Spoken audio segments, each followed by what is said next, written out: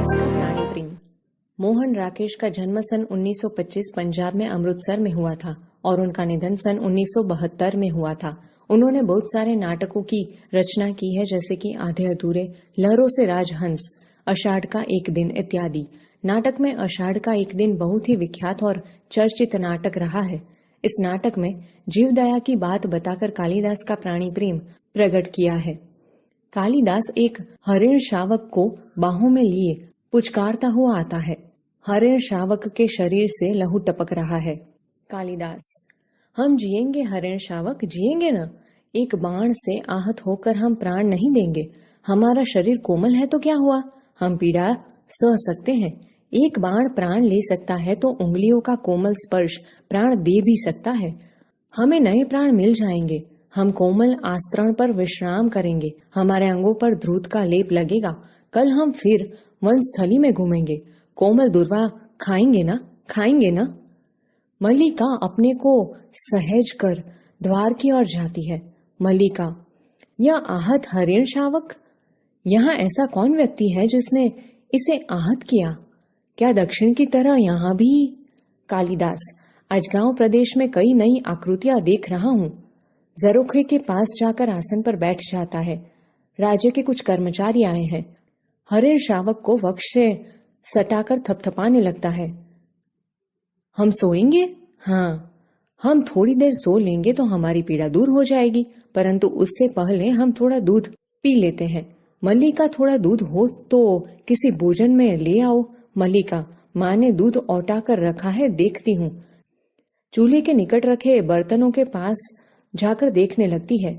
अभी अभी 2-3 राज कर्मचारियों को हमने घोड़े पर जाते देखा है। माँ कहती है कि जब भी ये लोग आते हैं कोई न कोई अनिष्ट होता है। वर्षा के रोमांच के बाद मुझे यह सब बहुत विचित्र लगा। दूध का बर्तन उठाकर दूध खुले बर्तन में उड़ेलने लगती है। माँ आज बहुत रुष्ट है। कालिदास हरिण शावक को बाहों से झुलाने लगता है।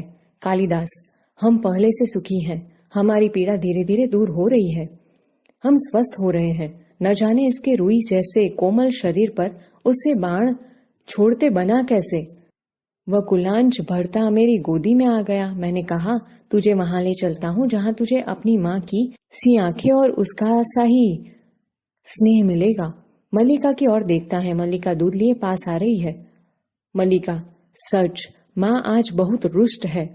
माँ को अनुमान हो गया कि वर्षा में मैं तुम्हारे साथ थी, नहीं तो इस तरह भीग कर न आती। माँ को अपवाद की बहुत चिंता रहती है।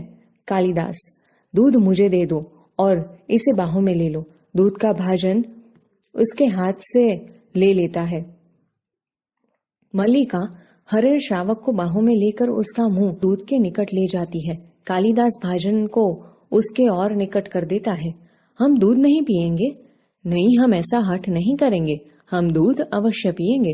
राजपुरुष दंतुल ड्योढ़ी से आकर द्वार के पास रुक जाता है। क्षण भर वह उन्हें देखता रहता है। कालिदास हरिण को मुंह से दूध पिला देता है। ऐसे ऐसे। दंतुल बढ़कर उनके निकट जाता है। दंतुल: दूध पिलाकर इसके कोमल मांस को और कोमल कर लेना चाहते हो?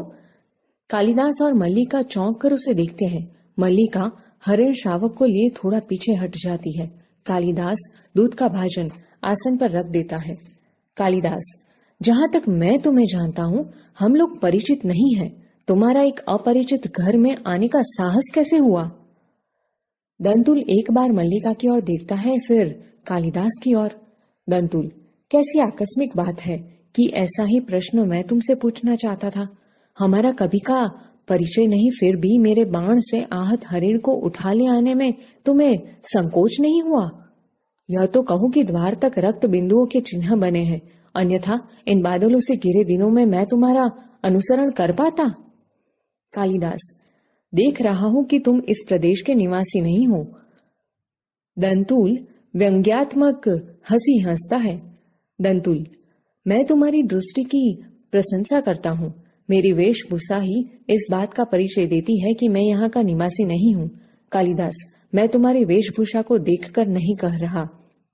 दंतुल: तो क्या मेरे ललाट की रेखाओं को देखकर? जान पड़ता है चोरी के अतिरिक्त सामग्री का भी अभ्यास करते हो। मल्लिका चोट खाई सी कुछ आगे आती है। मल्लिका, तुम्हें ऐसा लांछन लगाते लज्जा नहीं आती?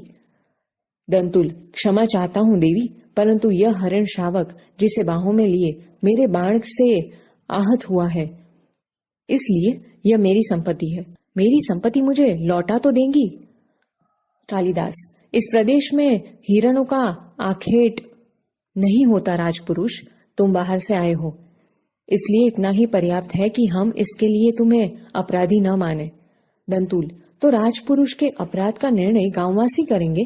ग्रामीण युवक अपराध और न्याय का शब्दार्थ भी जानते हो?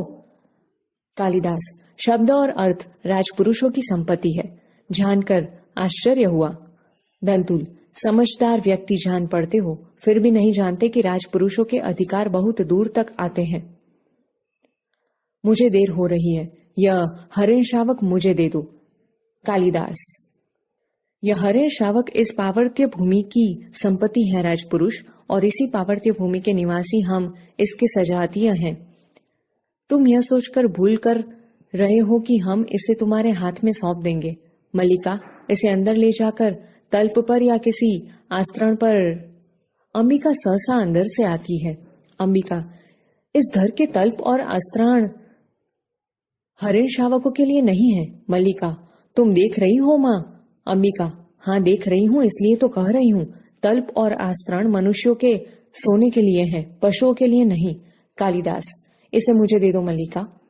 दूध का भाजन नीचे रख देता है और बढ़कर हरिण शावक को अपनी बाहों में ले लेता है। इसके लिए मेरी बाहों का आस्तरण ही पर्याप्त होगा, मैं इसे घर ले जाऊंगा। द्वार की ओर चल देता है। दंतुल, और राजपुरुष दंतुल तुम्हें ले जाते देखता रहेगा?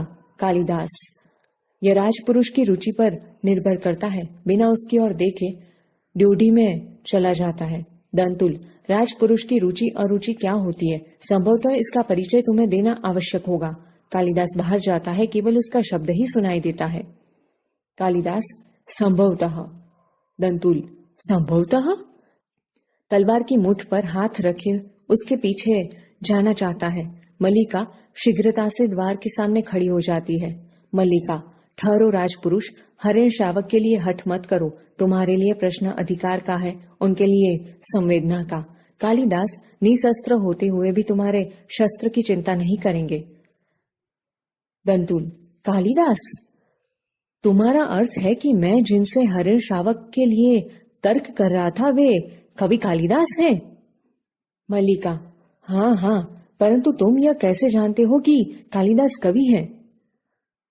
दंतुल, कैसे जानता हूं? उज्जयिनी के राज्यसभा का प्रत्येक व्यक्ति ऋतुसंहार के लेखक कवि कालिदास को जानता है। मल्लिका, उज्जयिनी की राज्यसभा का प्रत्येक व्यक्ति उन्हें जानता है? दंतुल, सम्राट ने स्वयं ऋतुसंहार पढ़ा और उसकी प्रशंसा की है, इसलिए आज उज्जयिनी का राज्य ऋतुसंहार के लेखक का सम्मान करना और उन्हें राजकवि का सम्मान देना चाहता है। आचार्य वर रुचि इसी उद्देश्य से उज्जयिनी से यहाँ आए हैं।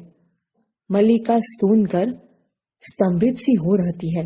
मल्लिका, उज्जयिनी का राज्य उन्हें सम्मान देना चाहता है, राजकवि का आसन?